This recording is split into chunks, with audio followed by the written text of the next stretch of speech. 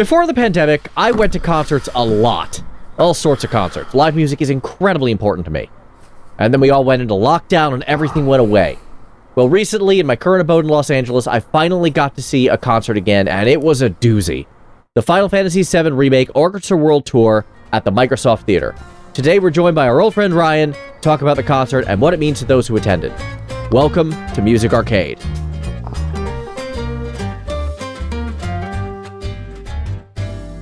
Hello, everyone. I'm Galen, the sound guy Firestone. I'm Ranakel. And we are joined by an old friend and very special guest, Ryan the RyBred. Welcome back, buddy. We back. So Very for those of you, indeed. For those of you who don't know him, once upon a time, I had a podcast with these two called Gathering of Gotchas, which is all about gotcha games. Now, unfortunately, after a while, that one fizzled out for a whole variety of reasons. Not the least of which the fact that most of us stopped playing the main gacha games we were talking about. Yeah. Yeah, that definitely did happen. Yeah, no doubt. So I retooled, and we started the new show, Music Arcade, which I'm still very, very happy with and very grateful for. It will soon be like a year, too. Yeah, we're getting close to a 1 year, aren't we? Yeah.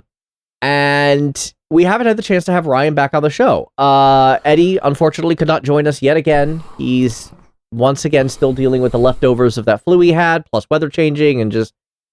It's kind of a mess. I hope he gets better soon. All love to you, Edie, like usual. Yes. All the same. Yeah, I'm gonna have to get in here one day with him. I've recorded many a times with the two of you, but never with Edie. So that'd be nice. Yeah, old hat. Yes. Yeah. Anyway, I don't want to say it's good that he isn't here, but I kind of feel like he wouldn't have much to say because out of the three of us, he's the one who isn't a Final Fantasy fan in any shape, form, or fashion. And since today we're talking about the FF7 concert, it probably would have left him out anyway, so as unfortunate as it is, if he was going to pick a week off to recover, this is a pretty good one. The FF7 concert that you two went to, but not me, to clarify. Yes, that's correct, and one of the reasons why I invited Ryan to be on the show with us today is because out of the normal recording group, I'm the only one who actually was able to attend this concert because I'm the only one in LA. I'm the only one in America. That's a pretty good reason. Yeah. Not bad. Not bad at all. Yep. But it's a world tour, so other countries? I don't know. They played in London not too long ago. Yeah. Well, it would be the same, like, rough show, but obviously there would be some differences. Yeah. Probably a couple of songs swapped out. The singer for Holo, we'll talk about him later, a guy named Yosh. He may or may not would be able to make something like that. Who knows? Yeah. Actually, the concert goes in Paris on December the 9th. Oh, nice. Are you going to try to... I will not attend. Okay. Because I imagine, one, it's already sold out. Quite possibly. And two, I can't afford the transport. Yes. That would do it. On the subject of being sold out, I want to kind of, before we talk about the concert, I kind of want to talk about the prelims to the concert, a couple of little, like, weirdo things that happened. Live music, man. It's a thing. So first thing, I got to give AXS a big shout out. I bought 2 tickets on this world tour originally pre-pandemic. One was for Los Angeles, of course, because I live here. And the other was for my hometown of New York, which I thought would be a really good idea to go back east, visit some friends and family, and go see a show at Carnegie Hall. Now, when the pandemic hit and these shows got canceled originally, Carnegie Hall just refunded my ticket. They're just like, nah, we're done. Here, have your money back. I'm like, well, that's a shame. I'd have to buy a ticket again when it gets rescheduled. Microsoft Theater did not do that. They just held it. I bought my ticket 2 years ago. And it was still good. And I'm like, you know what? Respect for that. That's awesome. Yeah, you can. That's good. Yeah. On the other hand, there was a pretty big change in parking policy within those 2 years. Now parking policy is bypass only when you buy the ticket. So I didn't have a parking pass for the garage I usually park in, and I had to go like 3 blocks down and park in a place that was $40 for parking. $40! That's a lot. Yeah. That was more than you spent on your ticket, right, Ryan? It was. Yeah. In fact, mine were about $23 each. Yeah. Yeah, so a couple of little like minutia there. The live music comes with a whole set of logistical like situations. So I got to give AXS and Microsoft Theater a shout out for holding my ticket and being confident this thing would happen again, and then it did, it was amazing. It was, yeah. That's the show. Thank you very much for listening. I mean, no, I'm just playing. I mean, I tend to go into detail on it and try to discuss it, but like That's short version pretty much is what we're here for. Yeah. The short version is it was kind of amazing. I do have some analysis and what I've been holding back. I haven't even mentioned it on my Discord, but nice. Yeah, I've been thinking about some of their song selection and I came to a conclusion. But yeah, the short of it is I would have enjoyed this anyway. Like, obviously, it's a beloved soundtrack. It was one of the things that inspired me to get into game audio to begin with. And yeah, seeing it live on the stage is always good. I go to Distant Worlds a lot, and this isn't that different. It's just new mixes because FF7 Remake is a bunch of new mixes. Yeah, so I was going to ask about that. I might as well ask my one possibly relevant question now. Because I've seen a couple of pictures snapped during the concert, and the concert is called FF7 Remake Orchestra Vol 2, etc., etc.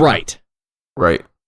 But during the concert itself, there were pictures and possibly videos, I don't know, that definitely weren't from the remake. Right, that was from the original.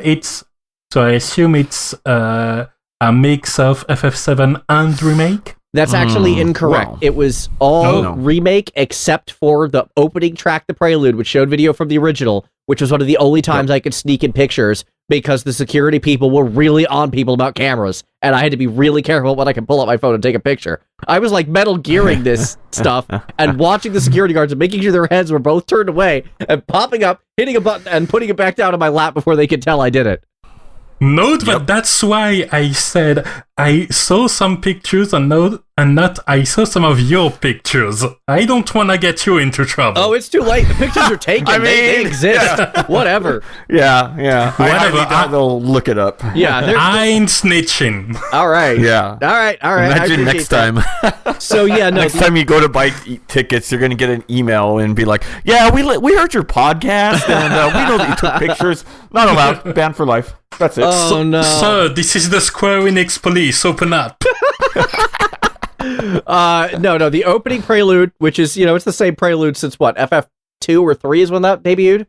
Yeah. Has been the same Prelude for basically ever, and they used images and video from FF7 original for that one, kind of going, hey, 20 years ago we released this, and then they got into the actual, like, FF7 opening and bombing run, which was all new footage, and it was all the new footage throughout from then on. It never went back to the original FF7 after that Prelude. And it was really cool because it was like, we're playing Prelude, but it's like a prelude to the remake in a way. I don't know, I just thought it was cool. Yeah. I'm easily pleased watch out with how you say it. You're going to give them ideas to name things kind of like Kingdom Hearts with FF7 Remake Prelude 0.7. Oh, God. Oh, jeez. Please, no. No, I'm good on that. I know it's a Nomura game, but please, no. Can we actually make it simple for once? Please. Simple and clean, you mean? Oh, man, here we go. Please see yourself out now, Rana. Yeah. Playing. So, I'm going to talk about the Prelude very briefly. Obviously, it's a classic song. The harpist who did lead on that was excellent. The harpist was very, very good last night at the concert. I was kind of on her side, so I could like hear her a little better. I was on the light strings and chorus side. Ryan, I think you were stage right, so you got I was. Or sorry, audience right. I was stage right. Audience left. So yeah, you were audience right. So you got the heavy strings and the percussion side. Yep. A lot of percussion I heard. I did notice the chorus was a little bit quieter for me, but still got the job done. Yeah. The chorus entirely was masked, which, I mean, everyone was, and they They did do some like microphone influence, like I saw they had 414 set up. For those of you watching the live stream, the 414 is actually the mic I'm using. But they had 414 set up every like 3 singers to try to capture. No one, yeah. I was trying to see where those were. I didn't have good enough view because I'm sure they have to have something with those masks on because they are gonna muffle. Yeah. I'd say it sounded really great considering the masks. I mean, it can't be easy to belt out a good chorus that resonates with a whole muffling. Impressive. Yeah, they did a good job on the reinforcement. I was very happy about that on a technical level. So yeah, they played a bunch of stuff from older. They played a bunch of stuff from that were originally composed for it. A couple of the standouts were Jesse's theme and Arbiter of Fate, both of which by Masashi Hamauzu, who is probably better known as the composer for half of FF10 and most of FF13 trilogy. Oh yeah. I have a comment about him, as he, the various composers, except Uematsu himself, gave little video messages. Right. Oh. And I've come to the conclusion that Hamauzu may be a little up his own butt. I did want to mention that too. I was like, is it just me or does he sound a little bit stuck up right here? Yeah. I didn't get that from Mitsuo Suzuki. I'm probably messing up this guy's name, but the other one, Mitsuto Suzuki. Mitsuto Suzuki, yeah. He was the other composer of new material on FF7 Remake, and he seemed a lot more grateful and gracious about it. Whereas Hamauzu's video message was like, yeah, Jesse's even a really simple melody. And I'm like, what do you call simple? I'm listening to this thing happen. It barely has a melody. It's like almost a soundscape. And then, and I thought this was a really cool boss theme, Arbiter of Fate. And I'm like, you have this whole like super slow, like quiet section that's almost like, what are you talking about, man? Did they mix up the 2 songs? I was like, this was an interesting one. That just a video. I almost was like, I know they want to get everyone, but I was like, I could have done without that, without him coming in right here. Yeah. Okay, so the main set list. They did a bunch, as I said, they did a bunch of older stuff, they did a bunch of newer stuff. One of the newer ones that really was like, oh, I'm surprised you actually managed to make this work. They played the Honeybee Inn. Yep. That was actually, was it specifically like get up and dance or something like that? Yeah, it was the dress scene. But right. What I found interesting about it was that it's a Final Fantasy concert. You have to have like one like really goofy song, and usually that's the Chocobo theme. But the Chocobo theme barely featured in FF7 Remake, so it got their goofiness out on this one. Right. But an orchestral mix of that worked shockingly well. It did. When I heard, I was, when they announced it, I was like, I'm very interested. I want this to work. I hope it works. I don't know if it's gonna work. Yeah, and it did. It's hard to. Yeah, it did work. It actually did work. Yeah, and it did. I think it's very good that it works because it shows the diversity of what's happening in the game. It's not all doom and gloom. There's bright parts too. Yeah. Oh yeah, most definitely. Yeah, and it was nice too to, since they had all of the video screenshots of gameplay and stuff, just kind of seeing that whole part happen again, mashed up with other little pieces was pretty cool. Yeah. That was a very, very interesting and very pleasant addition to the set list. Okay, time for my observation. Right.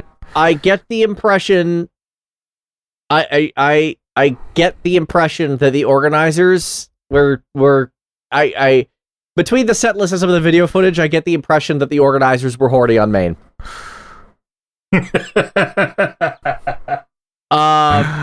Because it's like, all right, obviously you have Aerith and Tifa's team. Duh. Right. Like, you're not going to bypass those because they're 2 of the major characters of the game. You also had Jesse's. I mentioned that earlier. And then you had Yuffie's. They actually did one song from Intergrade. Yes. It was Yuffie's music. Right. I have yet to play Integrate, and unfortunately the video they put with it spoiled me to a couple of interesting points that I'm like, oh, that's interesting.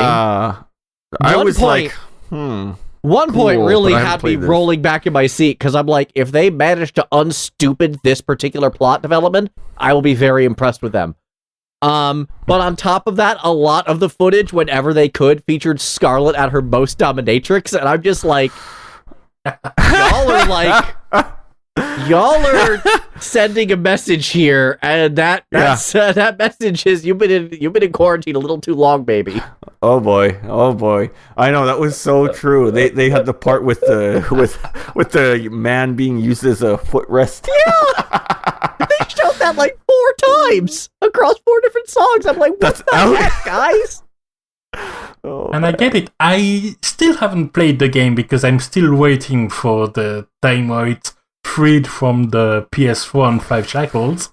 Right. But I have seen the GIFs because I literally cannot escape them even there. Yeah. Right. So yeah,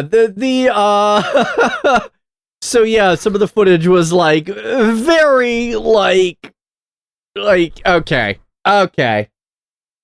Yeah. I do have to wonder though, like I wonder if they could have like done a little bit more with some of the gameplay, like just ripping it straight from the game. Like they could have maybe added like some more overlays or to it. There was just certain times where I thought it could have been nice to have a little bit more on those gameplay than just ripped straight out of it.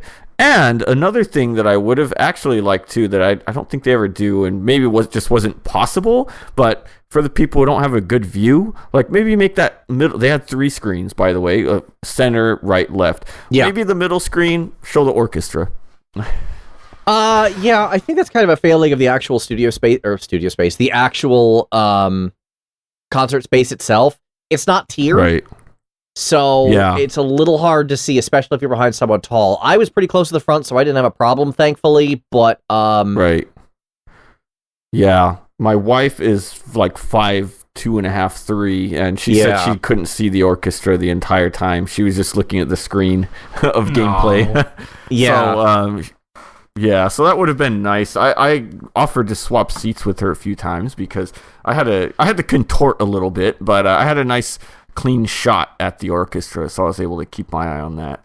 Yeah. That was the wrong move. You had to offer to get her on your lap to be her seat, because that would have been in line with the horny on main footage. I mean, that's not a terrible idea, you know. I wouldn't have been against it. I'm a genius, that's it. There you go. Yeah. I'll remember that for next time. Yeah. Exactly. Yeah, no, okay, I don't want to go track by track here, but I do want to talk about the music itself a little more, a little more directly. There was a good mix of themes. There was your area themes, your field themes, there were your, battle themes, of course. They actually saved most of the battle themes for, the end of the first half or the second half. Like, the first half was mostly character and area stuff. Right. I'd say that's a pretty good place to put them. Yeah. One of the early standouts for me, and it's honestly one of the standout songs in general of the FF7 soundtrack, for me anyway, is the Mako Reactor theme. Yeah. It's funny because in the original game, it wasn't one of my favorites. It was like, okay, it's kind of boring, you know? But I think something about the way they redid it, now it's one of my favorites too. Well, you were still dealing with a lot of synth and MIDI and stuff. They saved all the fancy recorded stuff for One Winged Angel, which, again, we've talked about this before, completely changed video game music as we know it. Right. But the actual song itself, I actually did like that song from right out of the gate. I thought it was always very fascinating to me and had a great atmosphere to it. Mm-hmm. I thought the melody was very unique. You don't really hear that melody line too often. Yeah. So for me, I did like it a lot, but man, that orchestral mix is special. Oh man, yeah. I was like, ooh, yeah. Definitely one of my favorites too. And I think too it's just grown on me a little bit over the years. Part of the nostalgia, but the organization of it was really well for the orchestra. Yeah, the arrangement was great. And I shouted out the harp player before. This time I want to actually shout out the tubular bell player. Because tubular bells are in the percussion section and they are like weird because they're trying to sound like miniature church bells. And that's hard to do. Like, that's hard to do in an orchestra and to make it sound good. But this guy I don't think it was just the tubular bells. I couldn't really see the percussion section from where I was. It was probably a general percussionist who would swap between this, that, and the other thing. And probably swapped over to the tubular bells for that section, but they did a very good job. Probably. On the other hand, there was one song, and I don't remember which song it was, but someone was on a triangle and just way too loud for their own good. I didn't notice it. And I was on the percussion side, wasn't I? So then maybe the triangle was on my side, which is why, but it was just super present, and I'm just like, this is overpowering. And admittedly, that's kind of the problem with the triangle as an instrument. That little thing is loud. Yeah. You would not think it's the smallest little instrument, but so damn loud. When it dings, it dings. It's bad for a reason. Yeah. Yeah.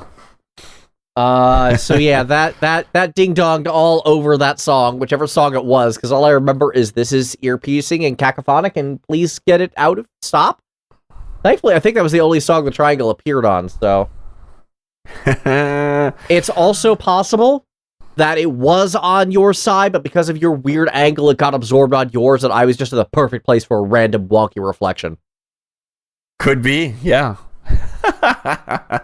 And I was really like towards the is it almost technically my seat was the third one from the very end, which I moved over to about being 5 from the end, so I was really in the corner. So even some of the stuff probably like hit some stuff before it hit me.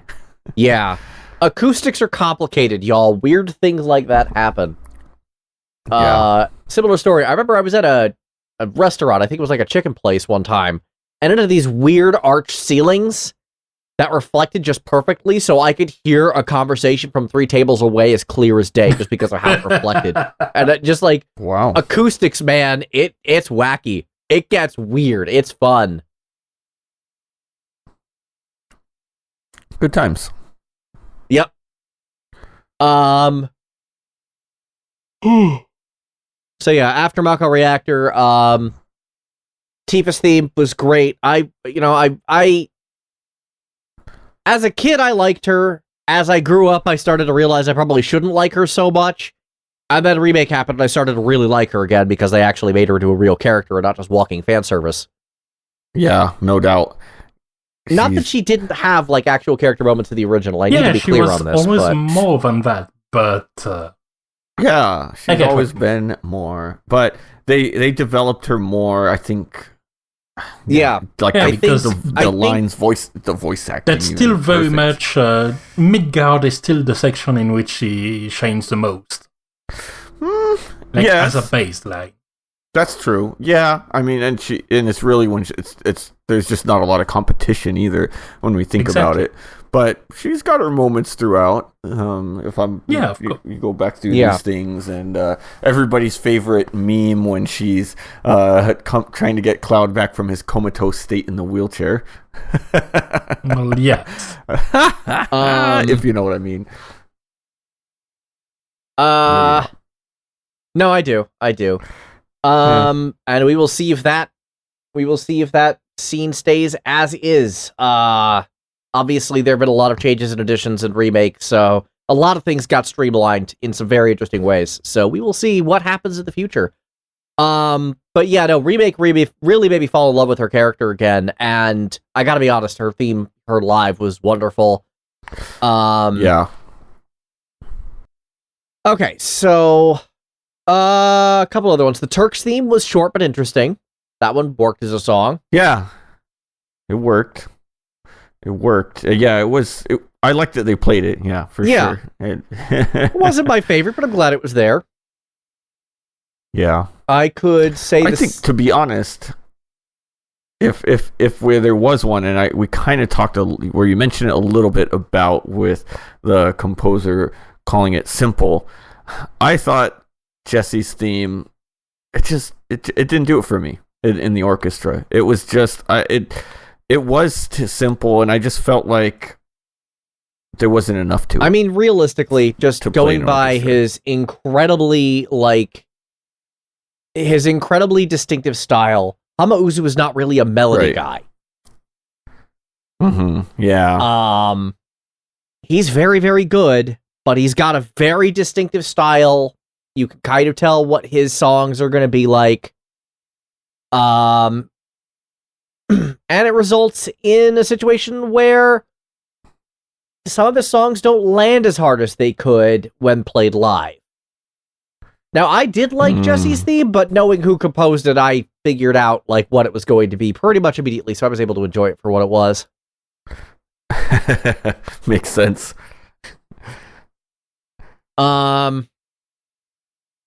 Okay, I need to talk about this because it's bouncing around my head, and I know I'm skipping to the second half again, but I mentioned that Yuffie's theme got played. Some of the footage they played from Intergrade, are they seriously doing the Dirge of Cerberus thing? Are we dealing with those morons? Are you serious? Hey, I'm a fan of Dirge of Cerberus. Have you ever actually stopped and analyzed the story? I honestly don't remember one thing about the game anymore, except that I enjoyed it. So okay, well, I'm glad you enjoyed it, and I did not. But one of the big reasons I did not was the story was stupid, and I don't mean stupid in the childish way. I mean everyone acted like an idiot, and no one made any logical decisions or pragmatic decisions throughout the entire video game. Mm-hmm. It was like the level of stupidity. It was kind of impressive. Like everyone was dumb. I was impressed by this. But they have Yuffie fighting the bad guys from that, and I'm just like, wait, we're doing this? What? Yeah. It's not a surprise, I think, because it's kind of like it really plays off of the fact that her and Vincent were really these extra characters, so wouldn't they be involved in these extra things in that similar regard in terms of like the characters they fight and stuff like that? Yes, it does sort of make a little bit of sense, but at the same time, like, why did they drag that game of all things out from, like, maybe they'll do justice. You could have just quietly... Yes, maybe they will. And I really hope so, because I as strong as the story and characterization has been over the remake, like... Right. Yes, but man, they are building off of a really weak foundation. And it's not like Remake wasn't heavily informed by Crisis Core. We got to meet Avalanche. Obviously, the twist at the end was heavily informed by Crisis Core. So it's not like they're afraid to get into the greater world of it. Heck, Rude, basically the entire time, was his Advent Children's self, up to and including having the multiple pairs of glasses. Right. Yeah, and I mean, I think there's maybe two things of it. Is there... Perhaps they're now trying to do that part justice, which wasn't... I mean, when I say I don't remember, it was because I was probably 12, and I also was just, like, super happy that my favorite game of all time was getting another game that I could play. And if we were to think about this nowadays, like, Dirge of Cerberus probably would have been an expansion of FF7, like a DLC, if it were like a modern day thing anyway. So maybe they're like, let's do this. Because Dirge did drastically change the gameplay. Yeah, but at the same time, they took FF15 and added the Prompto DLC, which added shooting mechanics. Okay, well, I didn't get that far. Checkmate. In 15. Yeah, maybe. Who knows? I guess the short version is, wow, Intergrade's going to be weird when I finally get to it. I wish I had a PS5. Yeah. Also, Dirge of Cerberus OST by Masashi Hamauzu. Oh, okay. Mm-hmm. And Ryo Yamazaki, who mostly worked on Front Mission. Right. Yamazaki and Hamauzu worked together a few times. 13 had a couple of Yamazaki tracks, including the main battle theme, and it was very good. You know which track I'm glad they didn't play? Which I wouldn't have worked in an orchestra anyway. But that one when you're in that underground part that's all like techno-y. I don't even remember. I the name's escaping me right now. What was that song? When you have to use those stupid robot arms to move around. Oh, in the tunnel. Yeah. I hated that one. I was like, this doesn't sound like it fits with the game. I didn't think that song was so bad, but it was quite different. Yeah, there were a couple of obvious-ish songs they left on the cutting room floor. They didn't play the arrangement of Genova that we got in Remake. They didn't play anything resembling the motorcycle theme, which again, that would have been a little too techno-y, so I don't see why they would. Yeah, that's true. Anyway, let's get back to talking about things they actually did play, I think. Tightrope. That was the music that played during the Chapter 6 dungeon, which was unique to Remake, so I believe that was one of Suzuki's. Mm-hmm. That one was... I thought it was pretty cool, but... I mean, it's not an original, so it doesn't have that same, like, nostalgic hit that music that originated with FF7 and Uematsu did. That said, when taken out of that, I actually did really enjoy the song and really enjoy the flow of it. Yeah, it's nice. It's funny because I'm trying to see, like, is some of this nostalgia or some of this, like the original stuff was really better? Because, I mean, there's a lot of great songs in the new one, but I just nothing stands up to even anything from the first to me. But there's some really great stuff, but I'm like, I have to ask myself, like, is my nostalgia getting in the way? Well, I think part of it was that the original was in many ways a technical showcase. Mm-hmm. It was. It was a technical showcase. It was Uematsu at his prime showing off. Yeah, exactly. Which is why even the default battle theme has always like 3 layers going on simultaneously. Yeah. Which make the track extremely rich. Yeah. Because they wanted to show off with some of the music you're going to hear the most. Yeah. Right. And playing some version of that song or another is a mainstay at these concerts. In New World, usually it's a piano solo. In Distant Worlds, usually it's part of a battle medley or otherwise just the song itself. This time it was a version. This time it was like a bunch of different versions of this song because several different versions play throughout Remake. Oh, God, it's good. That is such a good battle theme. Oh yeah, that was my favorite for sure. I think even more than when they came back with the encore. I mean, I think Those Who Fight Battle Medley was the highlight, just because I think it really showcased the symphony too. I mean, the more complex something is, of course, the more showcase you're going to get of that. And I was like, here we go. Yeah. No, that was excellent. I also really liked the Arsenal. They couldn't play my preferred version of the boss theme, Those Who Fight Further, which is the Airburster, because that just has way too much electric guitar, but they picked a good one. Right. I really like the Airburster. Okay, so fun. I mentioned this in a previous podcast, but I'm going to go over the story again. When I was streaming FF7 Remake for the first time, the first boss is, of course, the Scorpion robot that you see all over the place. It's pretty iconic. And it had a version of the boss theme that didn't have guitars. It was just the strings and orchestral version. And I got really worried we weren't going to get like the proper hard rock version of Those Who Fight Further. Yeah. It's my favorite too. I was really sad. I was like, I like the orchestral, but I mean, there's nothing like those guitars in that, man. The crunch. Yeah, the crunch. And then I keep playing the game. I go through the drastically updated Mako Reactor 5, which became a real like dungeon. And then we get to the Airburster. And then the song starts playing, and there goes that guitar riff.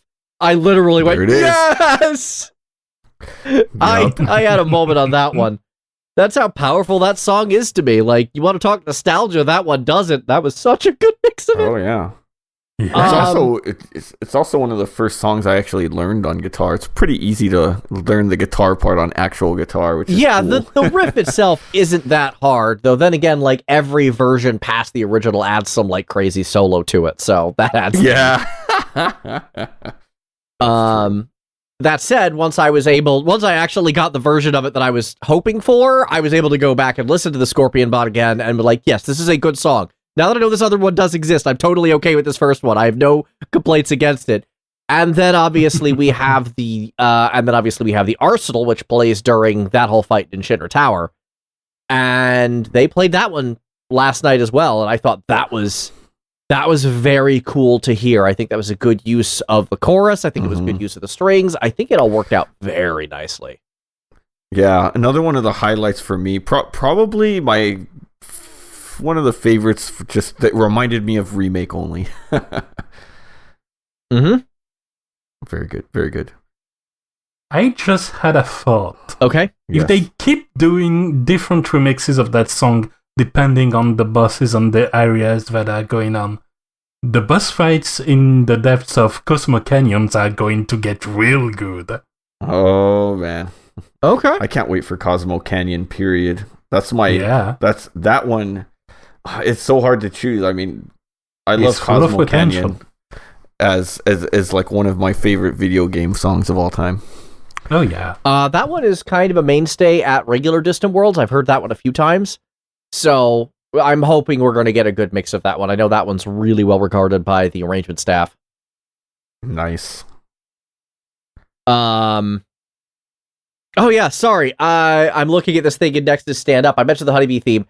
Remember how I was talking about the Horny on Main? I have one more anecdote to add to that. So during, you know how they have the video footage along with it, I thought it hilarious that they skipped ahead to the pull-ups competition between Andrew Rodea and Tifa, which of course shows off Tifa in all her athletic glory. And I'm just like, come on, guys, this is so obvious. That was so good. Chill. No. It was great. Don't chill. Do it even more if you want. It was great. Okay. All right. You know what? I'm not going to argue. It was still PG, bordering PG-13. It's not like it was NSFW, but I'm just like, come on, guys, y'all are. She was doing pull-ups. It was showing how badass she is. Yeah, they did spend... Sure, you tell yourself that. Yeah. Oh, boy. It's okay, we understand. You're married. Mm-hmm, yeah. Oh, God. Okay, all right. Where were we? All right. So yeah, stand up. We talked about that one. Those if I talked about that. Tifa's theme talked about that. Words left unheard talked about that. Tightrope talked about that. Okay, so part one is done. Little anecdote time. I went to the merch line during intermission because I knew it was going to be just hell on earth trying to do it after the show. So I had to risk that one. And let me tell you, the merch line.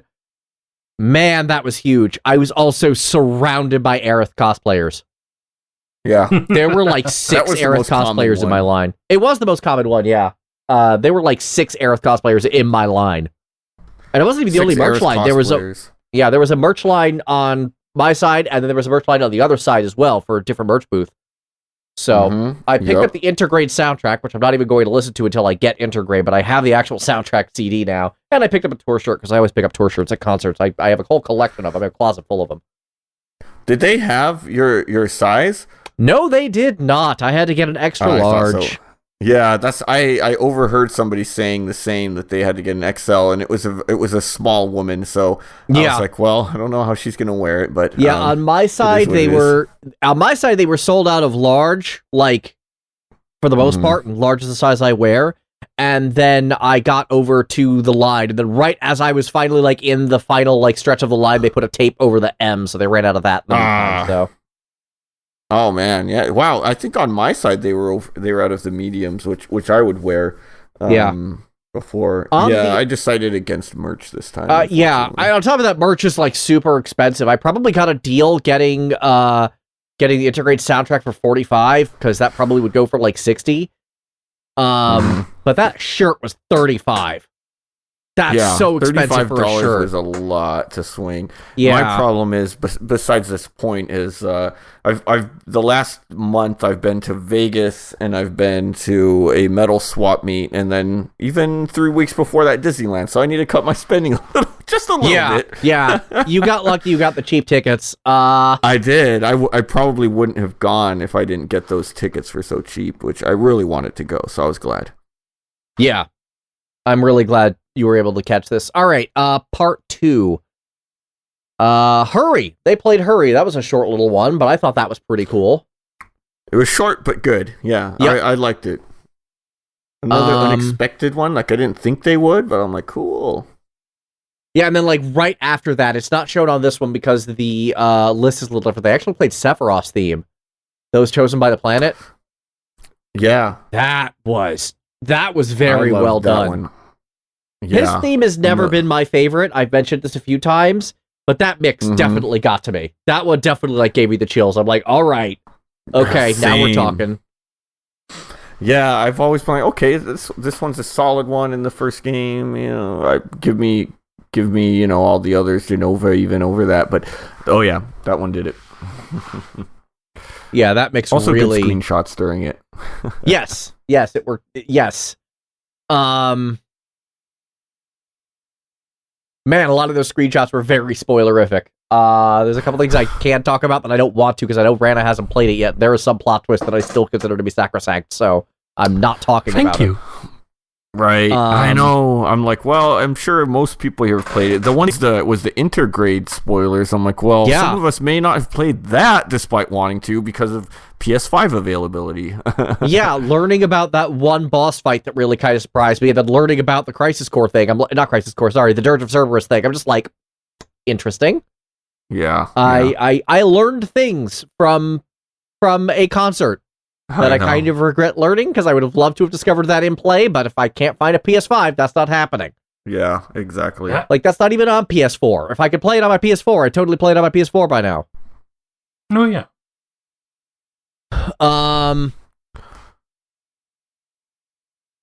Oh, Those Chosen by the Planet is on here. It's just deeper in. Right. This one is from a different set list. Like, actually, I don't think they played Anxious Heart. I think that one they skipped to put in Yuffie's theme from Intergrade. You're right. Which was cool. That was light and fluffy and fun because she's a light and fluffy and fun character. I like the arrangement of it. I mean, despite the Intergrade spoilers and stuff, I did enjoy the orchestration of that one. Yeah, it was actually quite different from the rest of the set list, and I thought that worked to its favor. I thought it was It was a breath of fresh air. It was nice. Yeah. I've never liked Yuffie. I gotta be honest. Really? I would actually go through whole playthroughs of FF7 and just literally never recruit her. Because she steals your stuff? Yeah. I'm just like, you are obnoxious. Go away. Yeah. She's spunky. So I'm hoping. So do I, but she was a little too much. She was kind of the original sin that led us to like Selfie, and then led us to like much later on. You had Vanille, who's like the scourge of the earth. Yeah, that's a good point. She was the original and the best because Selfie and Vanille are two of the worst characters in the series. Don't at me. I would be inclined to agree with you on that one. They're like, for me, down there with Quina of FF9 and then Noctis and Ludifreya from 15. Like, get them off of my screen. I don't want them here. And I feel like you're already pretty generous qualifying Ludifreya as a character. Correct. Thank you. But thank you. I wanted to like her, but she's objectively a plot device. That's accurate. But Yuffie kind of started that sort of archetype in Final Fantasy. I guess to a lesser extent Rydia, but Rydia made up for that by one, literally being a kid for most of the game, and two, being an absolute stone badass, something that none of the follow-up characters really were. Yeah. I really, though, can't believe you're just going to mention and gloss over Queen of Slander. Like, what? Quina was a great character. Oh, he was terrible. They were terrible. Oh my god, I just bitch-centered Quina. No, they weren't. Quina's what do you... No, incorrect. That's a lie. Love me some Quina. There are two things in this world. Things you can eat. No frog on this race. Two things in this world. Things you can eat and things you know can't eat. I mean, that's life wisdom right there.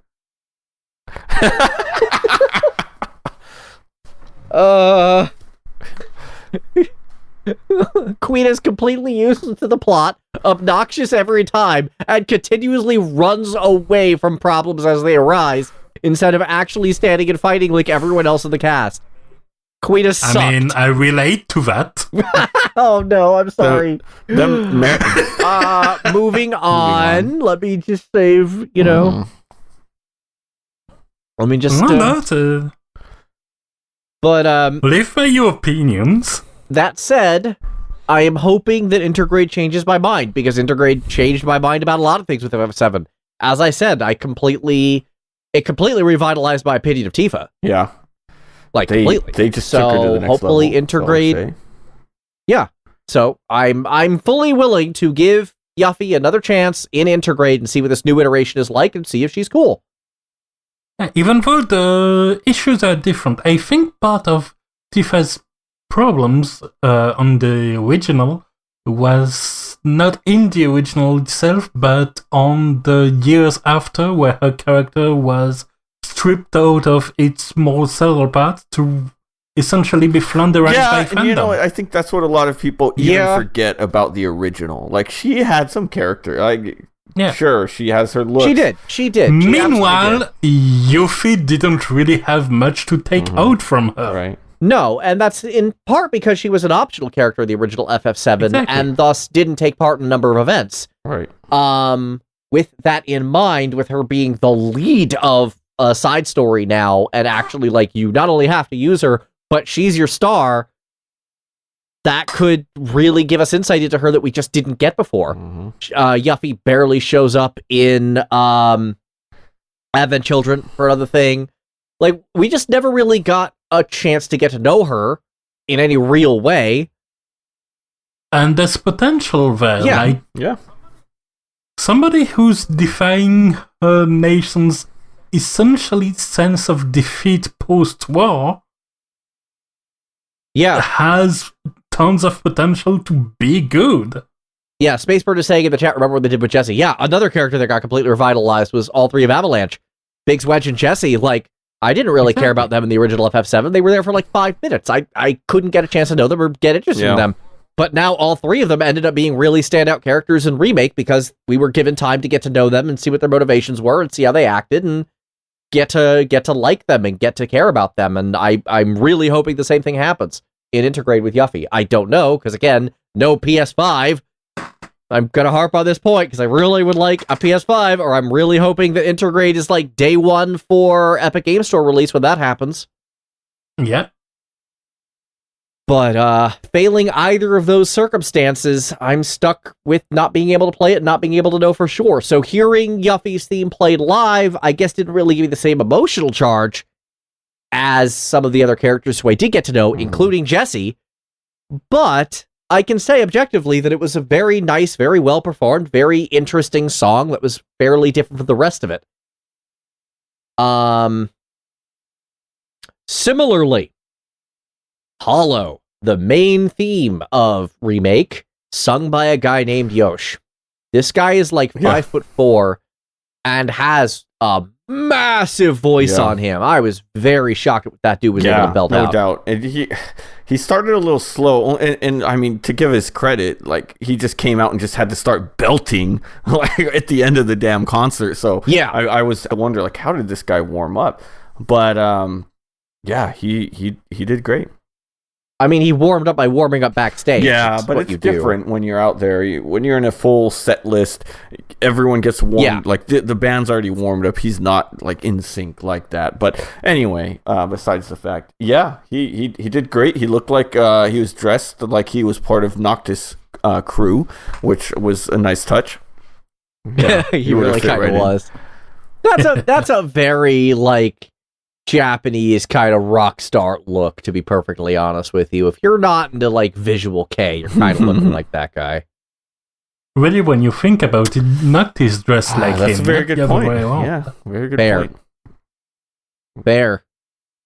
Like, if you've ever seen, like, X Japan or one of those sorts of bands, like, you would see people dressed like that kind of often. No.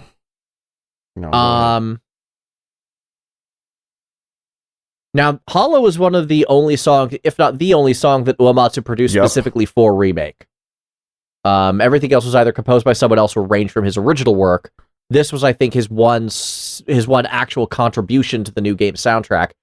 And the singer was a little flat on occasion. Like, he wasn't perfect. I'll give him credit. But he gave it. He was into it. Yeah. He gave it his all. I'm usually not a fan of like vocalized songs in video games, so I still prefer the version without vocals. But hey, it was again a nice change up, to have that. And I think every like Distant Worlds has that too, right? Like one song where they've got a vocalist. Yeah, a lot of them do, and a lot of them were like my nemesis, Susan Calloway. I really don't like her. So yeah, this guy was actually very, very engaging live. I like his voice quite a bit. It's really, he's got a good baritone going. And other than a few missed notes, which, I mean, is unfortunate, but it didn't look like he was running with a click track or anything else. Right. Also, they did mention in the credits, and yes, there were credits last night, they did mention in the credits that he was in a band, and I do not know this guy's name of this guy's band. I forgot it too. It was an interesting name. I saw it and I forgot it. Yeah. Well, we fail on that part. Yeah, I'm going to apologize for that.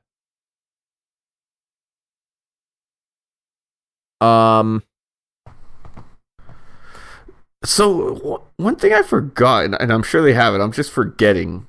Did they actually have FF7's main theme in the remake? Because I'm trying to think of a part and I can't remember it. Yes, they did. That was during the credits.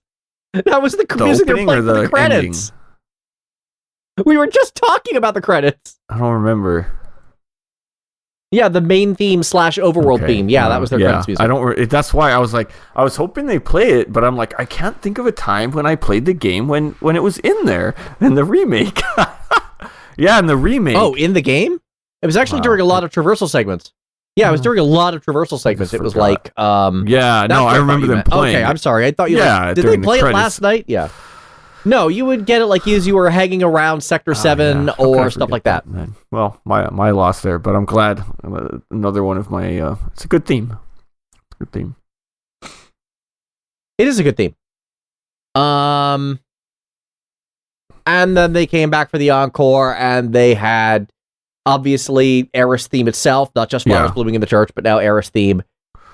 And then, of course, because it's a Final Fantasy concert, they have to end with One Winged Angel, in this case, the remake version of it, One Winged Angel Rebirth. Of course. You can't not do that. I try not to let that one get to me. Because again, as I mentioned before, I don't actually like One Winged Angel that much as a song, though I will be the first to talk. I will talk your ear off about how important and relevant it is. I just don't really like listening to it.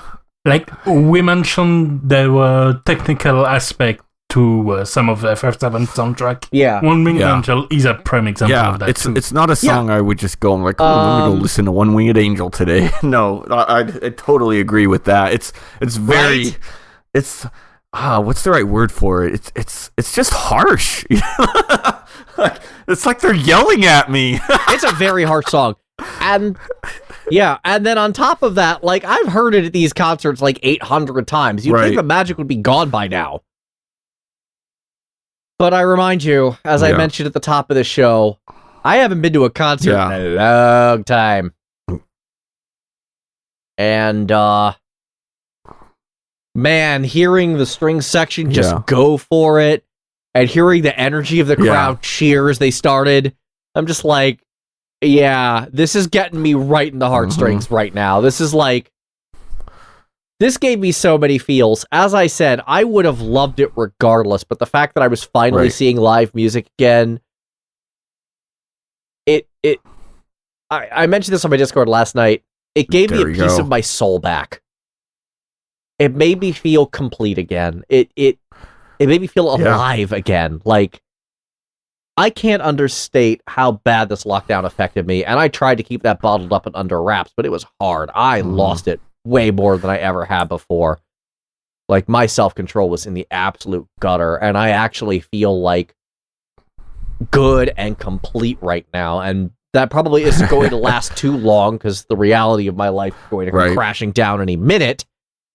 But for right now, I've just got to say how cathartic it was to be in there with music I love, even songs I like a little less than that, like Arbiter of Fate, Arbiter of Fate Singularity, and like One Winged Angel. Like, I don't love these songs. I'm not really interested in listening to them, but I'll be damned if they didn't make me feel a lot just in there. Night. There's some. It's one of those songs that I realized for music that's better live. You know, there's some stuff you don't want to listen to, but then when you're there and it's live and that energy, and you just feel it, man. Yeah, one of those songs that got me right there in the feels too. It was just a perfect crescendo to the whole thing. And plus they changed the lighting, made it all red for that part. I'm like, whoo, here we go. They did. You know what? You're right. I didn't even think about that, but that was like the only song where the lighting came into play. They really went out with the bang. Yeah. Every other time it was just your standard, like, stark studio lighting. It's not like it's a rock show or something where they're constantly like changing and trying to like jazz up the thing. It's even during Holo, which had the solo section, the solo vocalist, they didn't change the lighting. A little bit. They did turn off one of the screens at times during that. That was the best they did. And I think what they did for a lot of the lighting changes were just like game play. I did notice that parts. But yeah, that was the only real lighting one, which was a little interesting to me. But not really a big... I really didn't notice it until I had seen the when they're playing the One Winged Angel. But good, yeah. I mean, because of Edie, I'm mad at this song now. Or more accurately, I'm mad at the fact that he sent me this One Winged Angel Space Jam mix.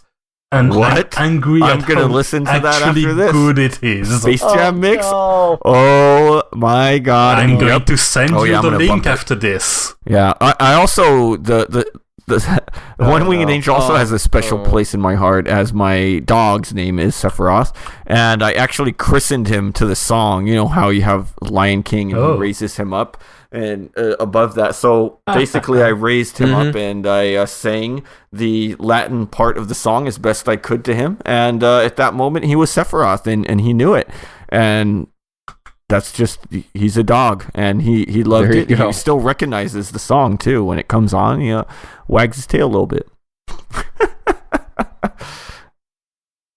That's awesome. That's actually really cool. That's a great story. He's a little pup. I love that. I unironically love that. Yes. That's adorable and wonderful. It is. I wonder, as a result, if you know what? I will bump this it. mix of I the will song. tell you if he recognizes. You'll tell me the If results. he makes any reaction. Good. We're doing good science here today. We are doing good science here today.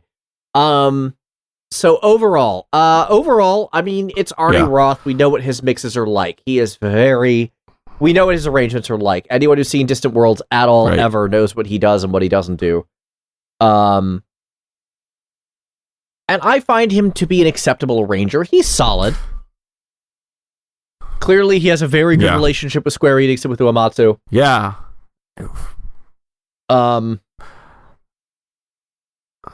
On the other hand, and this is something weird, his brother Eric Roth seems to be the only one who actually can get Masayoshi Soken songs into his, because he would have like Crimson Sunset or Heroes in New World, but I've never heard songs like that in Distant Worlds. I've only ever heard FF14 songs that were written by Uematsu or written by Naoshi Mizuta, in one case, in the case of Torn from the Heavens. But for some reason, Eric Rotha.Arty is the only one who could get Soken's number. I'm not sure why that is. I'd be interested to learn that, but I probably will never find that one out. I think that was a little too, esoteric. That said, this concert, as a whole, I felt the arrangements were very strong. The only one I was a little weird on, I think, maybe was the Turks theme, but even that still sounded nice. I liked the arrangement. It at first was a little weird. It's not, the original is better. I would choose that, but for an orchestra, give it to me. It worked. I was really trying to think of was there any song that they missed that I wanted to hear? And really the only one was Genova, which in such a gigantic soundtrack that, for there to be just one, that's pretty good. I'll take it. Yeah, they're probably saving Genova for future parts, just because that particular mix is so complicated. That's probably the most complicated Genova mix out there. That's the soundtrack version was 8 minutes long. It's funny because when I was at that part in the game, I think it was a little bit underemphasized because I didn't even notice it was on for a few minutes. That's the song that was going during the boss fight. Maybe I was just so into it, but I was like, oh, look what it is. Maybe I had the exact opposite. I'm like, really? We're fighting this now? They're playing this now? Okay, things are interesting. Let's go. That's crazy. God, and now I'm just thinking about FF7 Remake itself and the giant dichotomy of its two halves. The gameplay half, which was just god-awful terrible, and the creative and cinematic half, which was the best I've ever seen in my life. I have heard Intergrade's combat is better. I am hoping that is true. Just from a gameplay standpoint, because as I've said repeatedly, I loved everything about FF7 Remake except actually having to play it.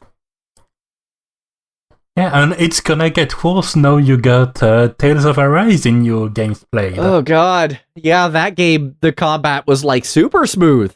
And it's the same kind of game. It's the real-time combat over RPG. They're very similar, but, having a dodge button that actually works, and having iframes, and having lag cancellation, and having, the ability to actually, not be animation locked, and enemies follow the same rules you do, so when you get hit, you understand why, and it's not just enemy 360 no-scoping you for no reason, but one thing Tales of Arise does not have, that FF7 absolutely did, was an absolute banger of a soundtrack. And I believe that soundtrack was really well portrayed last night at the orchestral show. There were some tracks that I quite liked, but of course it's no FF7. Right. Oh yeah. Very few games are. That is yes. Yeah. Tales of Arise felt like an action RPG should feel. FF7 sounded and looked like a game I want to live in. And experiencing that live last night, as I said, really just set my heart alight. Any closing comments from you guys? It was awesome. Yeah, I mean, I the only thing I had seen was a New Worlds. I'd really love to see Distant Worlds now, even more so after seeing this one. I'd seen Nier concert also by Arnie Roth, which was great. I think I know you had different ideas about it, but I'm even more excited just to hear now a full arrangement of across all of the games. Because I'm usually a metal concert guy, so this was totally opposite of what I usually do, but just as well. I was very happy, a very good atmosphere for the most part, and looking forward to the next one.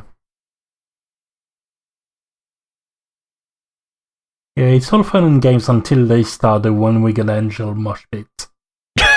I was almost gonna say I was almost tempted to start headbanging during it. Not gonna lie, I was like, my hair was up in a ponytail though, and I'm like, can I headbang? Might hit the seat in front of me though. So I'm gonna go with the no on that. Oh, God. And with that is all the time we have. Thank you guys so much for joining us in this retrospective of a really great concert experience. And here's to more concerts. Here's to live music. We're finally back, baby.